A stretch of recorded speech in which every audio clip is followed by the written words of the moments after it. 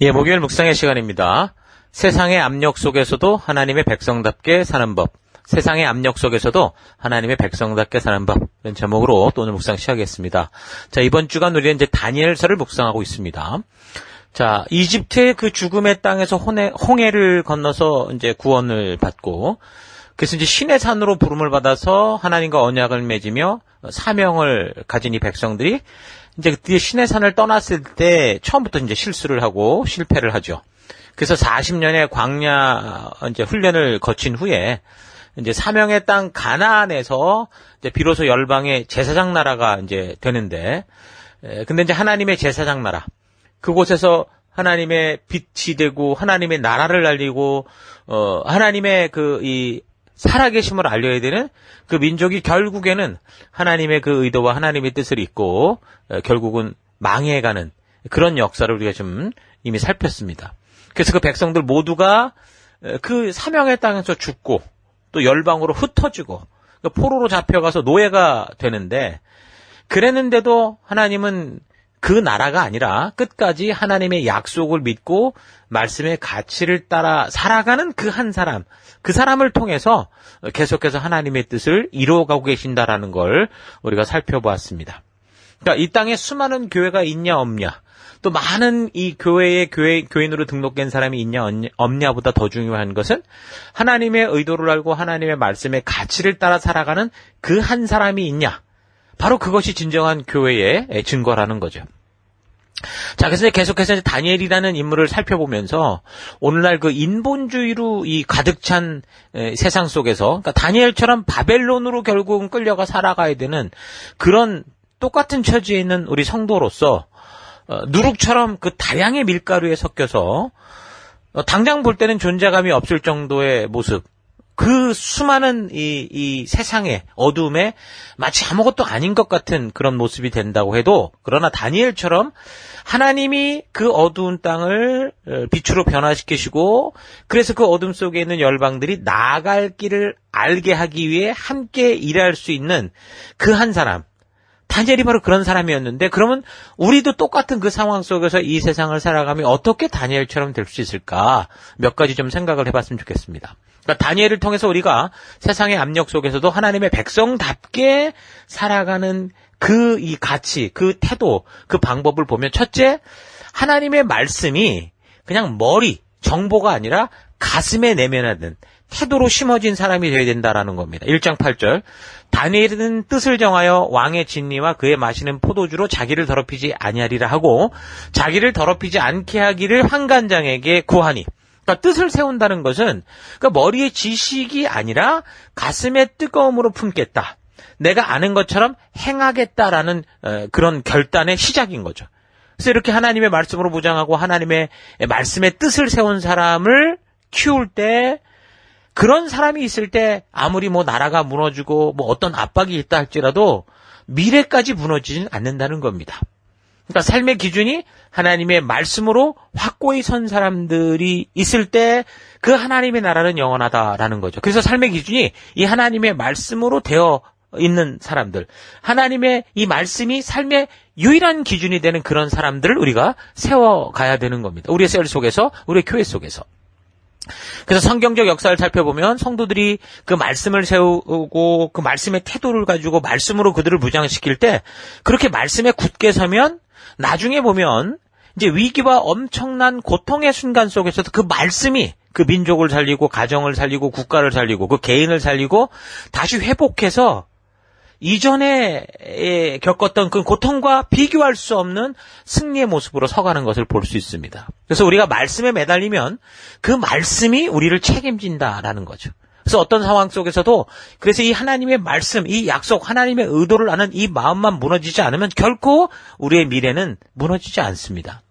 지금 우리가 겪고 있는 개인적이든 사회적인 어려움들은 결국 잘 그 뿌리를 따져가다 보면 우리가 이 말씀을 믿는 이 철저한 믿음의 정신으로 서 있지 못하고 자꾸 세상을 기웃거리는 그런 결과로 무너져 버렸다라는 걸 알 수 있죠.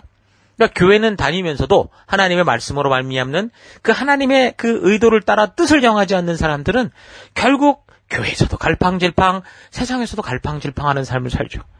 하나님은 우리에게 더 큰 승리와 우리로 강건하게 하기 위한 그런 일들을 주셔도 하나님은 우리를 위해 이런 일을 주시는데 그저 편한 것, 쉬운 것을 찾는 하나님의 말씀으로 무장되지 않은 사람들은 뭐 푸념합니다. 무조건 푸념하고 시험이 너무 심하다, 힘들다, 어렵다 징징거리며 살아가죠.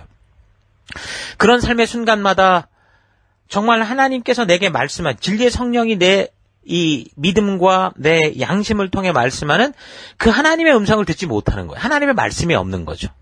난관과 어려움이 있을 때 그러니까 자꾸 말씀으로 말미암는 확신이 없으니까 무너지고 또 무너지고 불신과 불신에 거듭해서 결국에는 다시 어둠으로 빠지는 일들이 생깁니다. 그러나 아무리 큰 위기가 다가오고 있고 내가 지금 어려움 중에 깊은 어려움 중에 빠져 있다 해도 하나님이 주신 말씀 붙들고 하나님의 약속이 생각나고 하나님의 언약으로부터 답을 얻을 수 있다면 지금 잠깐은 너무 깊은 고난에 있다 할지라도 결코 쓰러지지 않는다, 넘어지지 않는다는 거죠. 그러나 그렇지 못할 때 우리는 늘 이 현실이라는 거대한 공룡에 부딪혀서 무너지고 맙니다. 현실은 하나님께서 우리로 하여금 믿음의 삶을 살도록 만드신 훈련의 공간이고 사명의 공간임에도 그 현실의 문제에 늘 눈이 박혀서 그 현실이 주는 진정한 목표와 의미들을 상실하는 거죠. 우리가 어둡기 때문에 이 땅에 있는데 왜 이게 어둡냐고 불평하는 인생으로 결국은 자꾸 포기하는 인생이 된다는 겁니다. 그래서 하나님의 말씀으로 온 세상을 바라볼 수 있고 이 역사를 바라보는 눈을 가지고 좀 하나님의 뜻을 따라 살 것을 그 마음으로 다니엘처럼 그렇게 확고하게 정하지 못하면 그 성경을 볼 때마다 자꾸 뭐 현실성이 있니 없니 오늘날 이 시대에 이게 이 말씀이 맞니 틀리니 그런 식으로 짜증만 내는 삶을 살아가면서 말씀대로 살 것에 대해서는 기대조차 하지 않는 거죠. 그래서 하나님의 말씀이 아니라 현실에 빠져있는 사람들은 기도의 자리에도 나오질 않습니다. 기도라는 걸 생각해보면 그런 사람들이 볼 때 가장 현실성 없어 보이는 모습일 수 있겠죠. 믿음이 없는 사람이 볼 때 기도는 정말 시간 낭비라고 볼 수 있습니다. 물론 어떤 사람들은 또 자칫 이 시계추가 막 좌우로 왔다 갔다 하듯이 한쪽 극으로 또 몰아쳐가지고서 종교화돼가지고서 율법화돼가지고서 마치 기도가 모든 일을 푸는 어떤 도깨비 방망인 것처럼 착각하는 사람들도 있지만 어떤 사람들은 이 기도의 참된 의미를 알지 못하기 때문에 기도하는 동안에 뭐 공부나 해라, 뭐 사업 연구나 해라 이렇게 무시하는 거예요. 말씀을 보는 그 시간들에 대해서 이게 뭐 가치 없는 것처럼 그렇게 생각을 한다 그 말이죠. 왜 그렇습니까? 그러니까 하나님의 말씀으로 말미암는 하나님의 역사와 하나님의 이 우리를 향해 말씀하신 그 하나님의 뜻으로 우리가 거듭나지 못하고 그래서 그 하나님을 향한 확고한 믿음이 없기 때문에 그러면 이제 모든 게 다 형식화되는 거예요. 기도의 모습이 현실성 없어 보인다든가 또는 기도가 무슨 마술처럼 보이는 그런 이상한 형상들이 생기는 거죠. 기도가 무슨 아무것도 하지 않고 그냥 저절로 이루는 그런 어떤 요술 방망이처럼 생각하다가 실제로 그렇지 않으니까 현실에선. 그러니까 기도를 불신하고 기도를 넘어서 하나님을 불신하고 아예 기도를 통해 하나님 앞에서 내가 더 결단하고 믿음으로 서고자 하는 정말 하나님이 주신 말씀을 향해 내가 나아가게 하는 그런 어떤 귀한 기도의 그 힘을 경험하지 못하는 겁니다. 그래서 우리는 현실에 뿌리박고 살아가는 그런 삶이지만 이 현실은 하나님의 말씀으로 이루어진다라는 이 현실이 어떻게 우리에게 다가와도 하나님의 말씀을 기준을 따라 하나님의 법도와 규례와 명령과 계명 속에 있는 하늘나라의 가치를 따라 살아갈 때 승리할 수 있다라는 그 믿음을 가지고 살아가야 되는 겁니다. 그러므로 말씀을 들을 때 어떤 자세를 가져야 되느냐? 여러분 비가 오면 유리창에 빗물이 다 흘러내려버리죠. 그러니까 그런 식으로 말씀을 들어서는 안 됩니다. 마치 메마른 그 대지에 아주 단비가 내릴 때 흠뻑 빨아들여서 이 단비, 이 비를 빨아들인 이 대지가 다시 새 생명을 위로 솟구쳐 오르게 그렇게 하듯이 그런 식으로 우리가 말씀을 빨아들여야 된다는 거죠. 하나님의 말씀을 통해서 그래서 우리는 날마다 묵상의 자리로 나아가고 그 묵상의 자리에서 하나님의 진심을 만나고 그 진심을 우리 가슴 속에 깊이 빨아들여서 우리의 정신을, 우리의 영혼을 새롭게 해야 됩니다. 여러분 추운 날씨에 난방을 하고 있는 그 밀폐되어 있는 공간에 문을 한번 쫙 열면 찬바람이 쫙 들어오면서 아주 정신이 맑아지게 되는 것처럼 하나님의 말씀이 바로 그런 역할을 해야 된다는 거죠. 나태하고 잠자는 영혼 가운데 하나님의 이 말씀의 바람이 불면 그런 각성이 일어나고 회개가 일어나고 그 말씀이 나를 주도하는 우리의 영혼을 새롭게 하는 힘이 있다라는 겁니다. 말씀은 우리의 나약한 정신, 우리의 영혼을 강력하게 만드는 힘이 있습니다.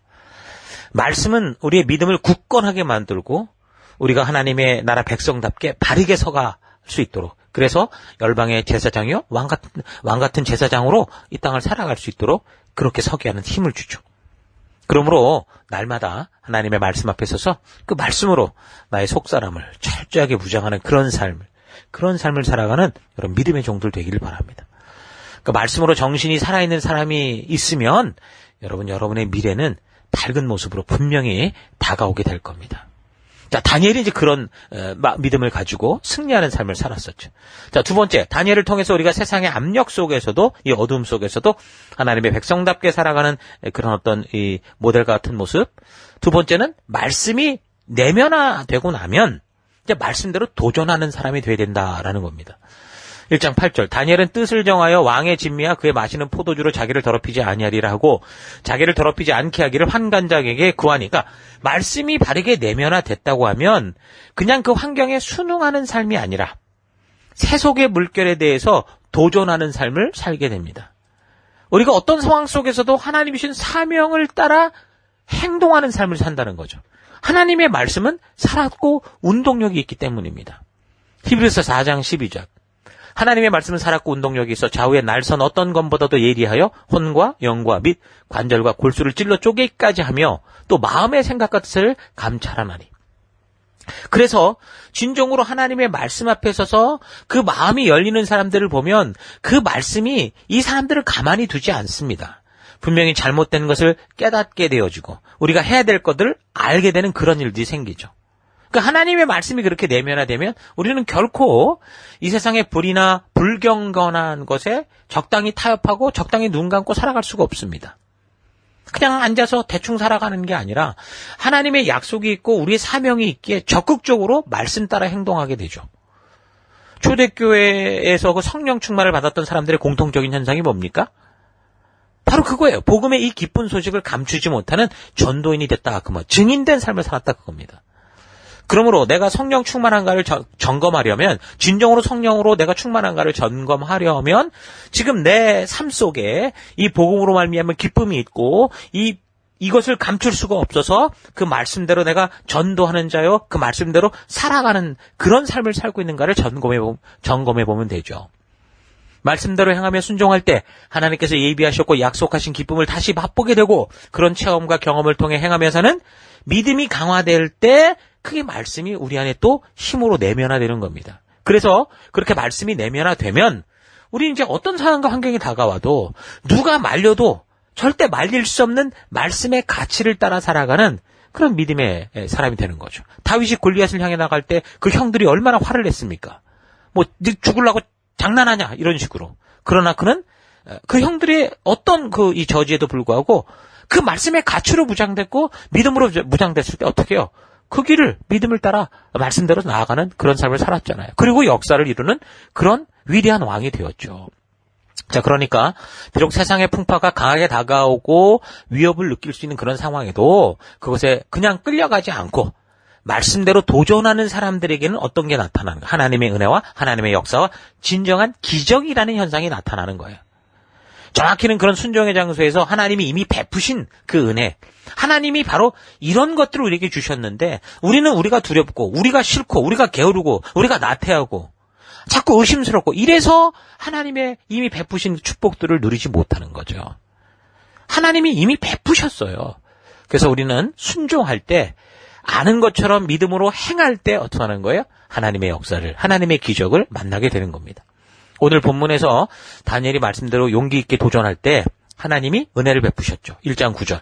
하나님이 다니엘로 환관장에게 은혜와 긍휼을 얻게 하신지라. 여기서 주어가 누굽니까? 하나님입니다. 하나님이 은혜와 긍휼을 얻게 하시는 거예요. 환관장이 준 게 아니라 하나님이 주신 거예요. 그가 열흘 동안 채식만 먹고 나중에 상태를 보고 나를 처리해달라라고 하는 것은 만약 열흘 동안 채식만 먹고 좋지 않았다면 죽을 수도 있다는 것을 다니엘이 이미 각오했고 그래도 믿음대로 살고자 아예 그렇게 하다 죽으면 죽으리라라는 그런 각오를 가지고 그가 순종의 길로 나가선 거죠.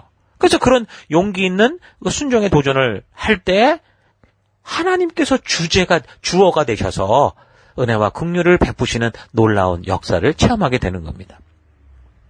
똑같은 예로 소년 다윗의 경우도 보십시오. 하나님을 욕하는 골리앗을 향해 어떻게 기회를 잡고 숨어 기다린 게 아니라 말씀대로 하나님을 믿고 믿음으로 나아갈 때 용기 있는 믿음대로의 도전을 행할 때 그 민족을 위협하고 하나님을 모독하던 골리앗을 무너뜨리고 목을 베어버리고 심지어 두려움에 떨고 숨어있던 그 민족의 군대를 다 일으켜서 그 블레셋을 완전히 이기는 그런 일들이 생기잖아요. 그러니까 말씀대로 믿고 용기 있게 순종하는 그런 삶에서는 나이가 중요한 게 아니라는 거예요. 오늘 본문의 다니엘도 또한 다윗도 다 소년이었습니다. 그러나 그들이 하나님의 말씀대로 도전할 때 하나님 그 소년들을 통해 놀라운 하나님의 역사를 이루신 거죠. 이사야서 40장 30절 소년이라도 피곤하며 곤비하며 장정이라도 넘어지며 자빠지되 오직 여호와를 앙망하는 자는 새 힘을 얻으리니 독수리의 날개치며 올라감 같을 것이요 다른 박질하여도 곤비치 아니하겠고 걸어가도 피곤치 아니하리로다. 그러니까 소년이냐 장정이냐 어른이냐 뭐 얼만큼 공부를 했냐 안 했냐 뭐 이런 게 중요한 게 아니라는 거예요. 오직 하나님의 말씀을 내면화하고 그 말씀대로 믿고 그 말씀대로 용기 있게 도전하는 사람이냐 아니냐 이게 중요하다라는 거죠. 그러니까 하나님은 입만 움직이는 사람, 생각만 굴리는 사람이 아니라 말씀하신 대로 몸을 움직여 순종으로 나아가는 믿음의 싸움을 하는 자들에게 능력을 주시는 겁니다.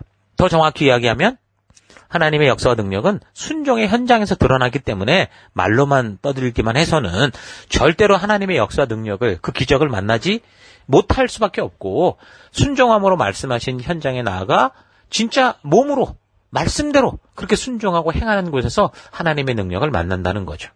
우리의 셀의 현장에서 우리에게 주신 이 한 영혼 우리에게 맡기실 거니까 이들을 위해서 눈물로 기도하고 그들을 위해서 정말 우리의 마음을 쏟을 때 하나님이 그들의 마음을 그들의 생각을 주도하시고 주관하시고 바꾸신다는 거죠. 자, 그래서 삶에서 좀 말이 많고 유별날 수 있어도 중요한 것은 어찌됐든 순종의 현장에 나가서 말씀대로 행하는 사람들에게 하나님의 능력이 나타나는 겁니다. 아무리 말을 진중하게 하고 남들을 설득하는 능력이 있어도 그래서 사람들에게 인정받고 칭찬을 받을 수는 있어도 만약 말을 잘하는 것처럼 순종의 현장에서 그렇게 땀 흘려 나가지 않고 있다면 그런 사람에게서는 사람의 칭찬 소리는 많이 들릴지 몰라도 하나님의 능력은 절대로 나타나지 않겠죠.